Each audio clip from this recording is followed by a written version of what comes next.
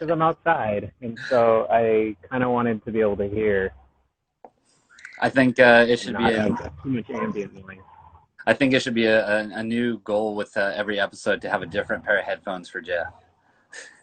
Ooh, somebody's gonna need to supply me. Actually, though, I do have a fair number of headphones, but they're just junky ones. These are the only Bluetooth ones. Yeah. So, So, well, good to see you again. yeah, you too.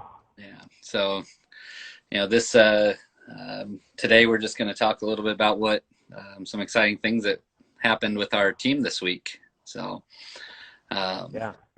we had Alan Webb join our team meeting this week on Tuesday, and got a chance to talk with him for about a half hour. So I'm really excited about that.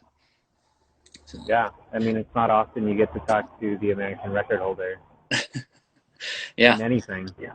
yeah, it was fun. So we've definitely had a cool opportunity to meet some people, in our sport. The running, we end up at a lot of the same meets as some of the big time athletes. So it's cool getting that opportunity. I know you ran at Penn Relays a few times, and just before we start talking about Alan, I want you to maybe talk about some of the kind of people you've bumped into. Oh man, bumped into. I mean, I know I've met Gags, and I was a teammate of Kyle Merber's, and let's see.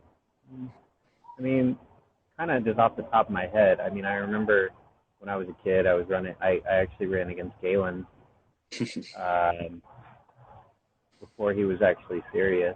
Um, Alberto was actually my brother's soccer coach in elementary school. So, Well, I mean, yeah, we're connected in some ways. Like usually just 1 degree. yeah.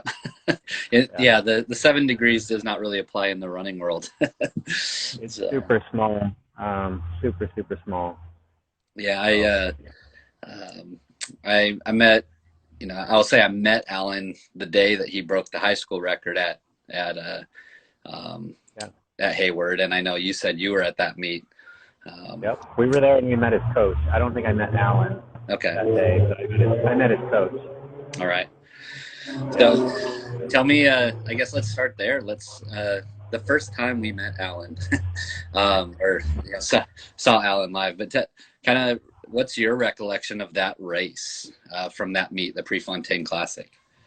I mean, Alan kind of touched on it when he was comparing. He was comparing his American record to his high school national record, and he was saying Hayward was way louder, which of course it is. It's the loudest stadium track. And you and I both grew up in the Eugene area, and so I'm familiar with Hayward. And I remember it being like insane, and people running. Like most people that were in the stands, I remember like coming out of the stands and getting around the fence, which reminded me very much of, you mentioned that I ran, back east at Penn Relays. I also, our home track at Columbia was the Armory. And one of the best things about running track there is that they have those boards, like the hockey boards, and you bang on the boards. It gets so loud having people right there. So, I mean, it felt like that at Hayward. That's my memory of Hayward. And nobody, and the other memory, and I know we talked about this kind of afterwards, after we talked to Alan, was El Garouge ran the fastest time ever on American soil, and his was sort of secondary. His accomplishment was kind of secondary to Alan's. Yeah, he even I remember watching the video. I've watched it so many times, and El Garouge finished, and Webb's still kind of contemplating what happened, and El Garouge comes over to him, and the self-proclaimed king of the mile takes this little high school kid on his victory lap with him. That was amazing.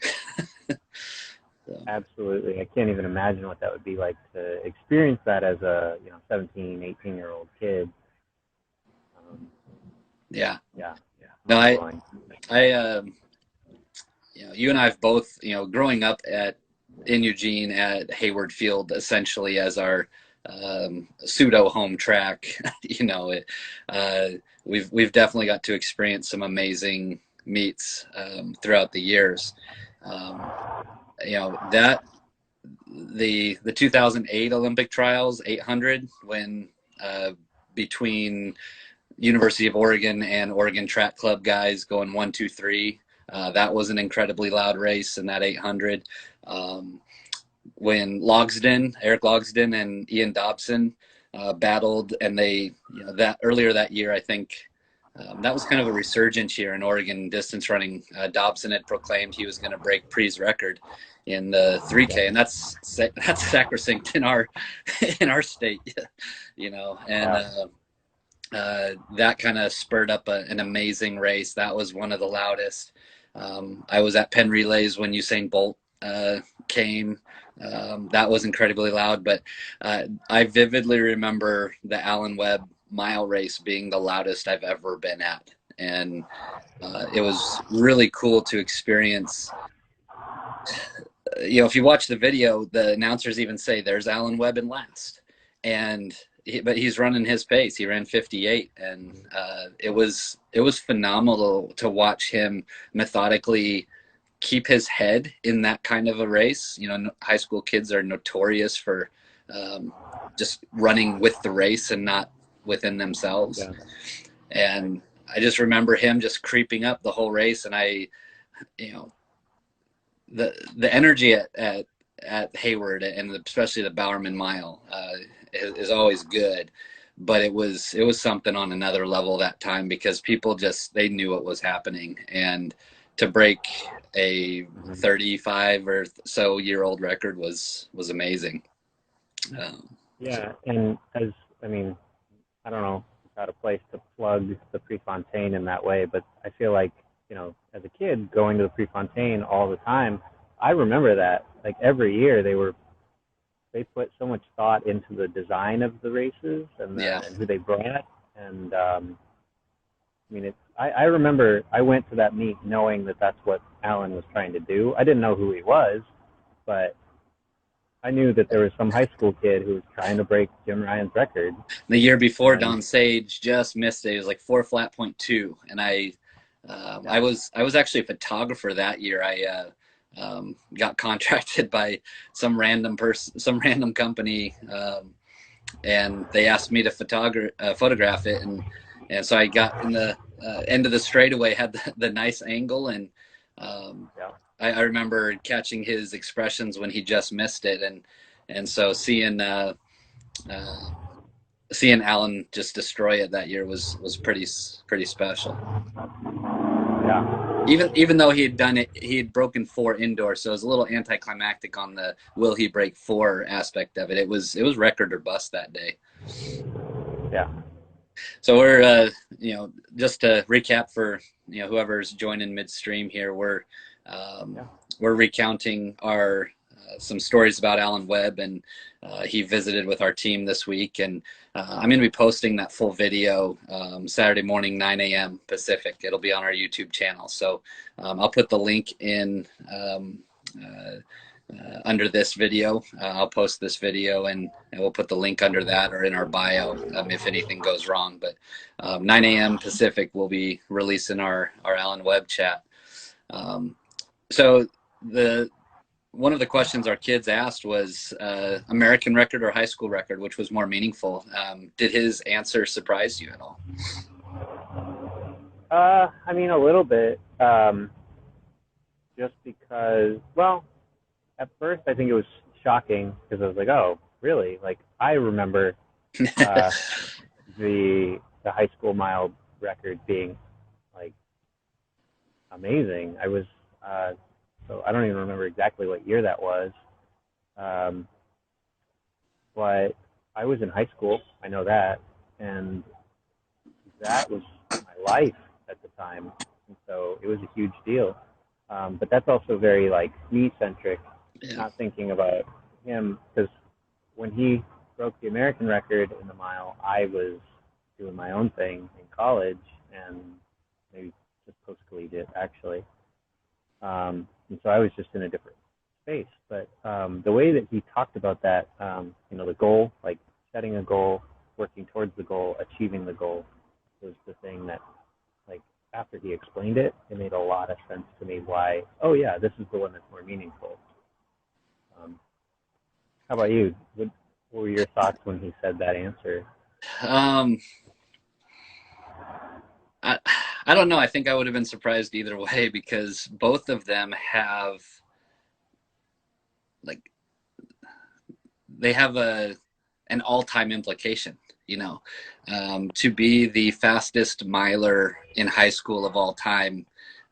Everyone was a high school miler, and with how much training has advanced, in all levels, but how much training has advanced in high schools, for Jim Ryan's record to still be there for that long, it was a much longer record than Steve Scott's American record. Right. And arguing who was better, Jim Ryan, Steve Scott, whole nother episode.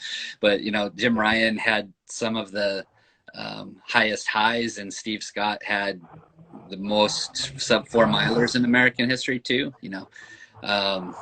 Consistency. Yeah. And so it's I think I think it surprised me a little bit. I was nowhere near a good runner in high school, so any kind of records was never a thought of mine per se. But to hear when you're a high schooler and you have that ego, when you can take on the world, you can do anything. It almost feels like that would have been a bigger satisfaction to an ego.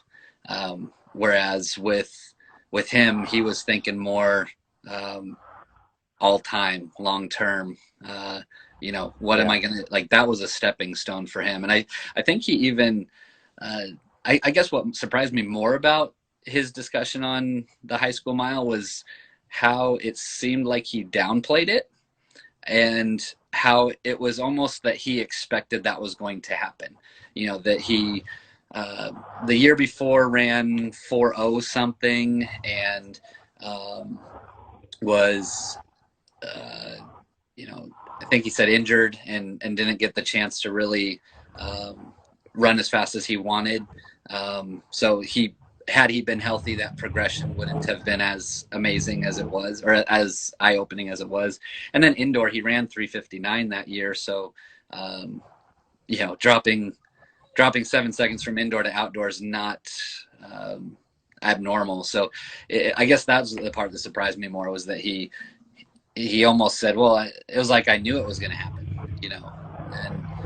and now kind of reflecting on it, how much challenges he had in his pro career, or post high school career, going to Michigan, having that not work out the way he wanted, becoming a pro and kind of going to live his own life in New Mexico for a while, and then challenges as a pro, and having, he kind of carried the world of distance running in America for a while. There was I talked briefly about the resurgence kind of in the state of Oregon, and how that kind of kicked up the collegiate level around that same time. I think the collegiate level started going up, but Alan kind of jumping ship from college and saying, I'm going pro, it kind of opened people's eyes.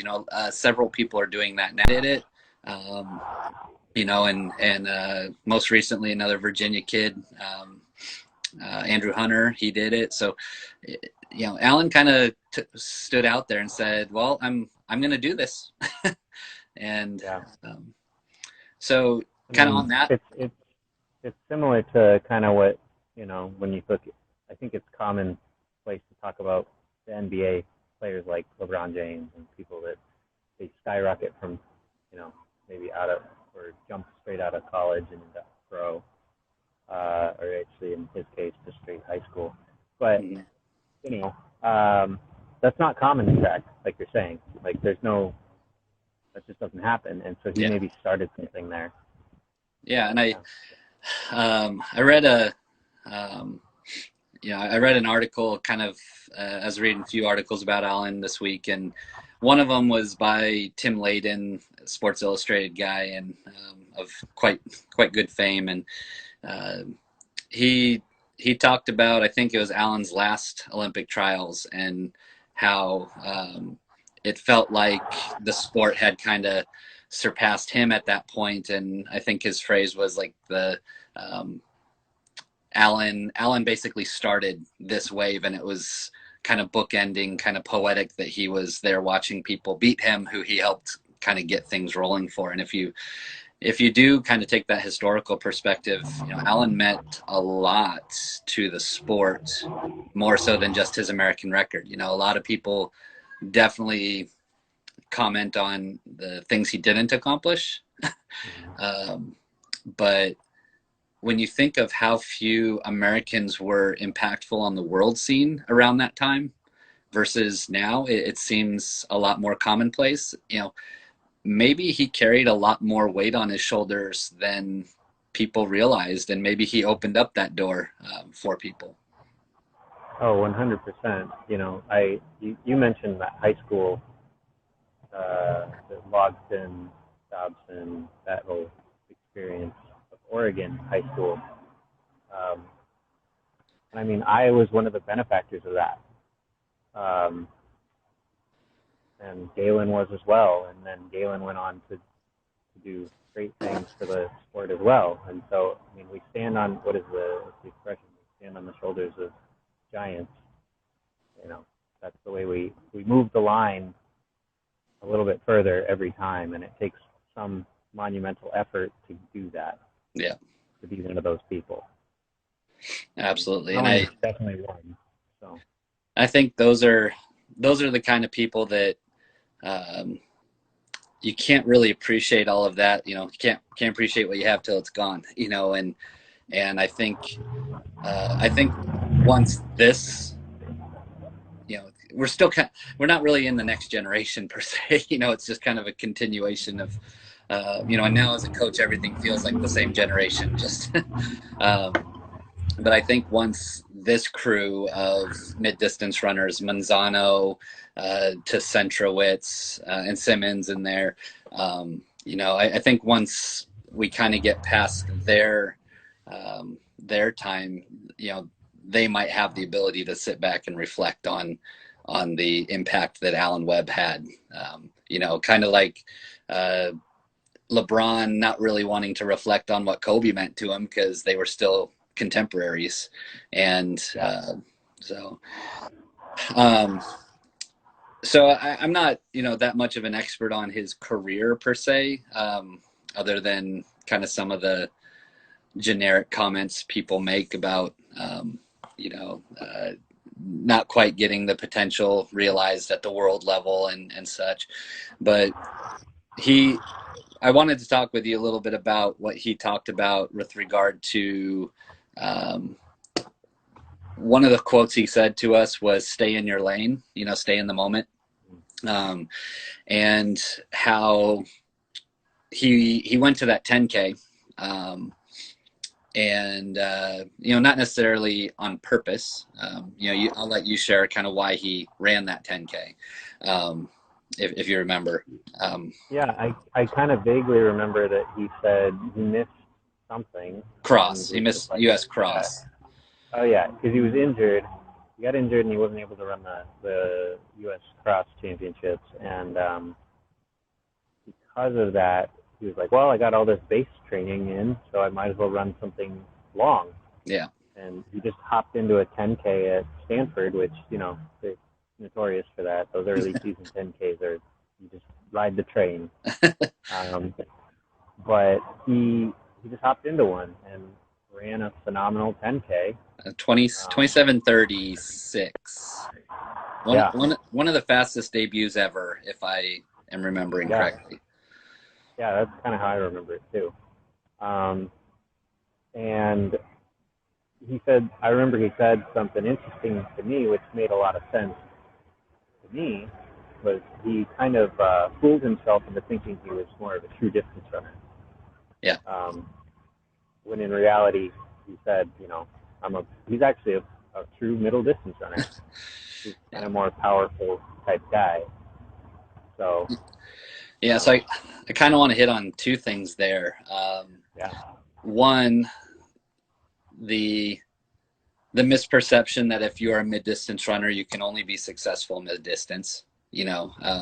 Yes, Alan is a little bit extreme of an example. The talent he has is on another level, but I think it's still indicative. His comment about, I just did enough running and enough training that I was going to be good at it. So why don't you comment a little bit on that side of this, and how you, just because you are a specialist or just because you might be better in something doesn't mean you can't be successful in the other things. So. Sure. I mean, we had a little post meeting with Alan discussion with the team, and one of the things that I brought up in there was this thing in behavioral economics, or in the term is comparative advantage. And so I might, the classic example is I'm a baker, I'm good at baking bread, but I don't know how to sew. And so you might know how to sew really well. It doesn't make sense for me to take the time to learn how to sew, when in reality you're already very good at that. I'll just bake bread, do what I'm good at, and then I trade with you, and we all have, and I would have comparative advantage in baking, and you have comparative advantage in sewing, and then we benefit from each other's improved ability or better ability in those respective subjects. But then, and so you can think of that as Alan has comparative advantage in middle distance, but that doesn't mean he can't be a good distance runner.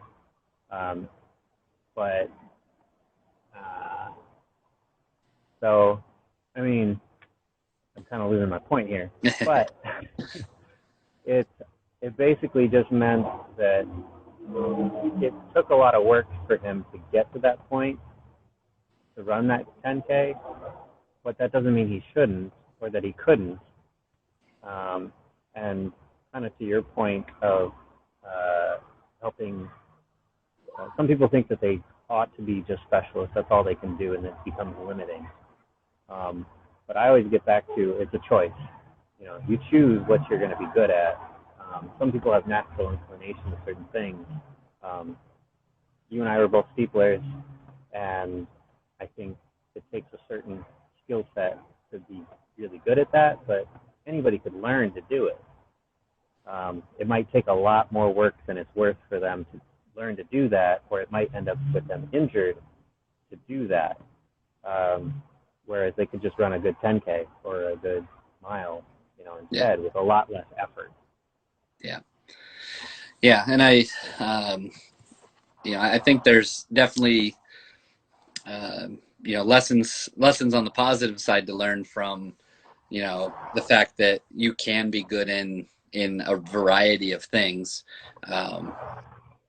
Even if your main focus is the mid distance, that you have that ability to become stronger and better aerobically. That's usually the scarier way to trend. 800-meter runners tend to want to stay in that event more than venturing past even the mile, or the 1500. And then 1500 runners, it's tough to kind of push them up to the 5K. I think in the Tracklandia, the movie The Hunt, Matt Centrowitz kind of claims that the 5,000 hurts way worse than any type of 1500 he's ever run. Alan, I think, commented on how bad the 10K hurt. And he did. Yeah. But I would say the same thing. People say that about the steeplechase, but in reality, I would say cross country hurts the most. Yeah, and I think it's those things that hurt or challenge us that help us. If we get out of our comfort zone correctly, we can make those massive improvements. And so, kind of going to the other side of the argument with Alan's point, something that he thinks may have even messed him up kind of toward the end of his career is he started getting the thought, well, maybe I'm a 5K runner. Maybe I'm not just a mid-distance runner. And, just because you can do the work and become better at the other events doesn't mean that those have to become your specialties. You still have to know where your best talents are. And, especially in college with the 10K being a new option, high school, everyone stops racing at the 2 mile or the 3,200 or the 3K. So it's hard for people to even think I might be a 5K runner. There's very few people that talk about, well, I know I'm going to be a 5K, 10K runner. And most don't even say the 10K. But it's important to challenge yourself with new abilities, get out of your comfort zone, but not to the point of injuring yourself. Like you mentioned, you got to do it methodically. But the other point he made is you still need to know where your true talents are. And for someone like Alan, it was very easy to know he was a 8:15 guy. I think fewer people remember that he was a 1:43 800 runner. He ran his American record mile, and the mile has a little more glory and prestige to it, just because of the history of that event. But he was a mile 800 guy, and so talk a little bit about him, the mistake he made of that he commented on. Well, I guess I'm not exactly remembering what he said. Just as far as like it kind of tricked him into thinking he was maybe he should do the 5K, or maybe, and I think around that time he was with Schumacher's group, and Schumacher's group was definitely a heavy 5K, 10K kind of group. They were more distance focused for sure.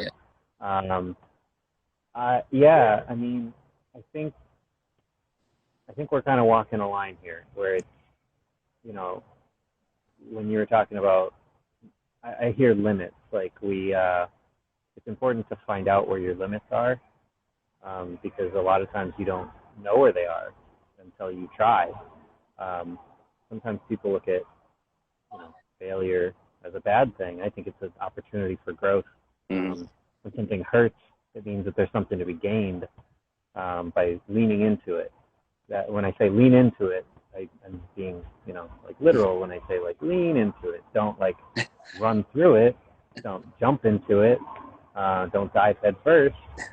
But, you got to figure out where that limit is, because then and it reinforces what you already thought you might have known, or maybe you didn't.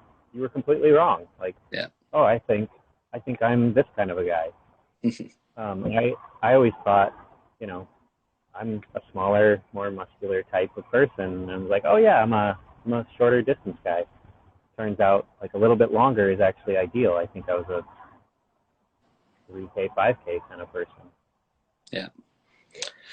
But yeah, Alan, he I guess to answer your question, he said, he tricked himself into thinking that, and it ended up costing him, that he was more of a distance guy. And he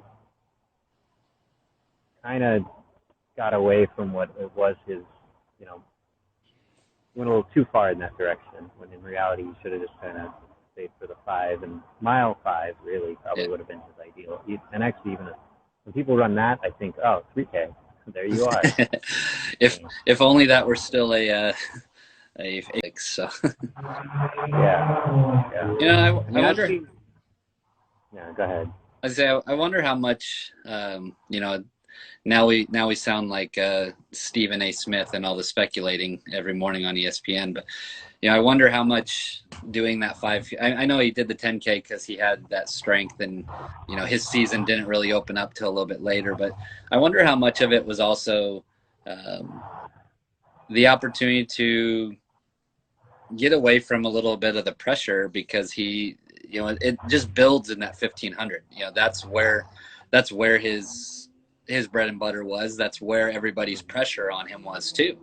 And so, there was no expectations in that 10K. There was a lot of excitement, but there was no expectations. And I think as soon as he ran that 27:36 or whatever, I think maybe those expectations kind of jumped on him in the 10K as well. And and so I think that's a great lesson that we can learn from him is you've just got to enjoy what you do, and you've got to do it for you. And even if you're chasing something like the American record, which is somebody else's record, it's out there that everybody knows about. He talked about his methodical approach to go get it. And, I think just kind of all of that together, it's important to remember that you've got to do things for you. Yeah. I mean, I said it earlier, it's about choices. You have to decide what you want to do and then plan how to get there. No different than if you were taking a trip to the coast. You're like, I got to figure out how to get there. And take steps that are realistic and practical. I think I want to wrap up our chat here today with a very quick comment. Did you hear what he said his favorite potato was? Yeah, he said he sounded like a guy from the South. You have waffle fries, Chick-fil-A. Yep. And those are good. They're good. They are, and honestly, they're not the worst. They're not the worst of the versions of fries you can have, or potatoes. So that was. He apologized to me for saying it, but I'm definitely of the mindset that if you're training enough and you're doing things in moderation, you're gonna be fine. But if you have waffle fries every day for lunch, you might have some issues. But yeah, everything in moderation. I mean, the night before one of my best races ever, I went to Waffle House and I had their loaded hash browns. And it had all kinds of bad stuff for you anyway, but they were yes, they are delicious. And my coach specifically told me not to. I did That'll it show anyway. him. Now I think my PR in cross country, I was notorious for underperforming at races. I was amazing in workouts, and I guess that'll seg to the last thing I want to talk about. But I was phenomenal in workouts, but my cross country PR came from. I was having a rough season, and I just said, kind of screw it. I gotta quit thinking about this, and I'm out at Applebee's, so I'm gonna order the appetizer nachos, and I'm gonna order the full steak dinner, and it came with a dessert that day. And I was just kind of so fed up with trying to do everything perfect and putting that external pressure on myself that I just kind of let loose that night and didn't overthink it. And then the next day I didn't feel the greatest. I had a lot of calories in the stomach, but I ended up running my fastest time even with some discomfort. And I think just getting my mind free of the situation led to that. But I think some people might immediately jump to specifically what you ate and go, oh, well, that's the right fuel to run a good race. And that's it was just not a fallacy in your thinking. It's more you kind of got out of your own way. Yeah, which absolutely. I think that is a pretty common issue for people in running is they overthink things. Yeah. Runners tend to be smart and cerebral, and so they can analyze a lot of data, but then they got to get out of their own way. My high school coach, I love the guy to death, and he was that positive mentor in my life. The reason I wanted to become a coach, I saw how much you could affect people's lives, and his quote to me was, "I wish you would have been a dumbass, because then you would have been a good runner, but you're smart, so you'll make an okay coach." So, but last thing I want to talk about with you, kind of as I hit on, I had very good workouts because most of it I just stayed out of my own head and had these great workouts. And you want to have better races than workouts. But we asked Alan about one of his hardest workouts, and he actually instead told us one of his most memorable. And when he said it, he said he did 9x800, started at around 2:13, was supposed to cut down about 2 to 3 seconds every single one. Rest was about 2 minutes to start, and would get 10 seconds longer with each successive one. He said his coach's goal was to get him down around 155 at the end, which I imagine that was probably right around his mile pace. So he said by number 8, he got to 2 flat, and he wasn't quite hitting the exact progression. He probably should have been 157 or 8. And so his coach wanted him to make sure he was under 155 on the last one, and he put a rabbit out there with him to run the first quarter. Said he came through in 53 and ran a 148 in his last 800 of a workout.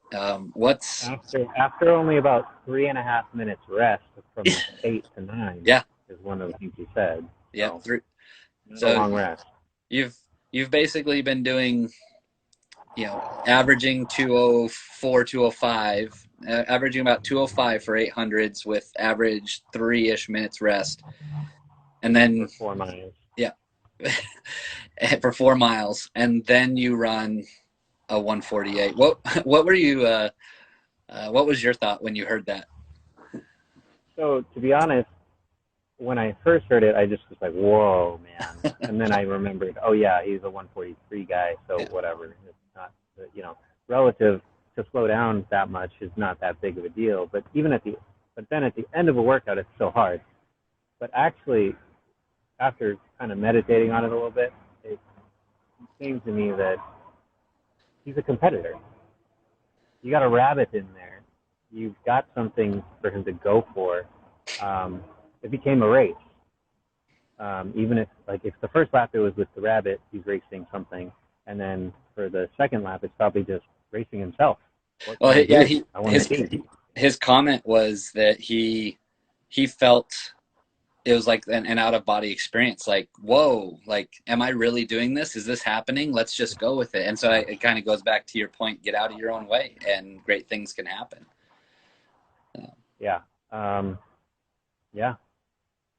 And I think from a, throwing in the coaching perspective of it, it really shows you how good the aerobic system can work if you let it warm up. The negative split workout, you're doing most of that for those last 2 or 3 reps. Most of other stuff you're doing is for being prepared for those last couple reps. And it's the same thing in a race. Most of what you do for the first 60 to 70% of the race is just put yourself in position to have that opportunity to kill the end of the race and let the aerobic system do its job. You've got to be strong enough muscularly. You've got to do, the rest of the training. You can't just, on a whim go out there and say I'm in a negative split just for fun. But I think it really shows the power of the aerobic system if you let it do its job. And I think some people might grab onto that and go, oh, so the real work is the end, the last 2 or 3 intervals. So why are we not just doing 2 or 3 intervals at this faster pace? You can't waste your time with the first part of the workout. You've got to do, you're with those last couple reps, you're trying to simulate how you're going to be at the end of the race. You have to get yourself in a fatigued state. You have to get yourself in a mentally drained enough state to where you are going to mimic what's going to happen toward the end of the race. So you have to do that early work. You have to do the early part of the workout. You have to do 9x800 to really get benefit from the last 2 or 3 of them. I think a general rule of thumb is do about 1.5 times the distance of work of the pace you're running. And so if you think about it, his last 3 800s, 1.5 times the distance of his race, the mile. He wants quality out of those last 3 800s. So those first 6 for him, those first 6 probably averaging around 208. That's 64 pace. 64 pace was probably near his 10K pace. I probably not too far off there between his 5K, 10K pace. So doing 2.5 or doing 3 miles at your, slightly slower than your 5K pace is not going to be very physically taxing for somebody of that ability. But it'll fatigue you enough to where those last 3 800s are going to be real quality. That sounds very familiar to some of the workouts that I've seen you try and create for some of our guys.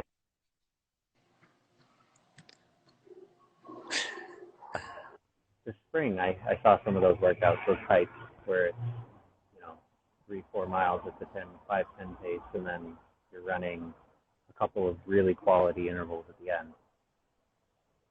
Yeah, it's just about getting yourself in position to the phrase is the critical zone. The critical zone of the race is that last quarter of the race, and you have to do everything in your training to mimic being ready for that part of the race. It's important to do the work, do the volume, do the some of what people would call the monotony of training, to do all the prep work for being able to be successful at the end of the race. It's classic. People have that high school kick, as they say. They go really, really slow early, and then they high school kick, or they go out way too hard first lap, really chill for a couple laps, and then they high school kick. You're beating people you should have already been with or beyond. So it's not about how fast can you run at the end, but can you be in that position first. So the reason those first 6 800s matter is you've got to be fit enough and aerobically good enough to be in the race for those last 3 to matter. So it was great talking with Alan, and